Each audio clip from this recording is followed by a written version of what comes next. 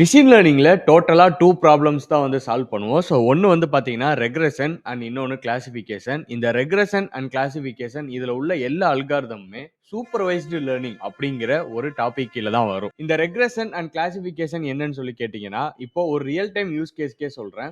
So கிளாசிஃபிகேஷன்ங்கிறது நம்ம வந்து இப்போ டெம்பரேச்சர வந்து டிடெக்ட் பண்றது. அதாவது இன்னைக்கு டெம்பரேச்சர் ஹாட்டா இருக்குமா? இல்ல கோல்டா இருக்குமா? அப்படின்னு எஸ் ஆர் நோ அந்த மாதிரி டைப் கேஸ் எல்லாத்தையுமே நம்ம கிளாசிஃபிகேஷன் அப்படின்னு சொல்லி சொல்லுவோம்.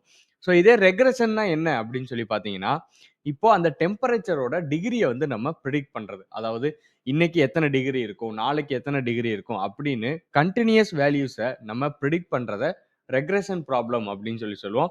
ஸோ இந்த ரெண்டோட டிஃபரன்ஸ் தெரியாம நீங்க கண்டிப்பா மிஷின் லேர்னிங் வந்து ஸ்டார்ட் பண்ணாதீங்க.